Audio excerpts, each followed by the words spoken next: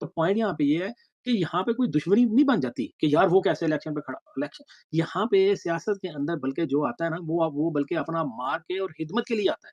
वो यस। पैसा तो बना ही नहीं सकता, वो पैसा इसलिए नहीं बना सकता क्योंकि यहाँ पे सिस्टम ही नहीं है ऐसा कि एक मिनिस्टर है उसके हाथ में होली-सोली सब कुछ है और अगर उसने कुछ कर भी लिया, हुँ, आप ये देखें डेविड कैमरन की एग्ज़ाम्पल आपको याद होगी।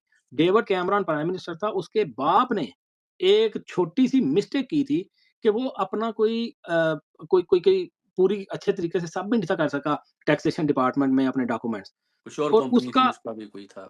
एग्ज़ैक्टली तो हुँ, आप ये देखें कि वक़्त का जो प्राइम मिनिस्टर था उसके ऊपर एक्शन आ गया। हुँ, आप ये बात सोच सकते हैं कि इधर पता चला जी कि ये हसन नवाज़ जो है ये बैंकरप्ट हुआ है और नवाज़ शरीफ जो है वो नाअहल हुआ था पाकिस्तान में हमेशा के लिए।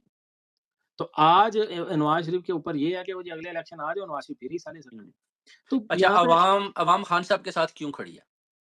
देखें जी उसकी वजह बड़ी सिंपल सी है कि जो खान साहब की अचीवमेंट्स है ना वो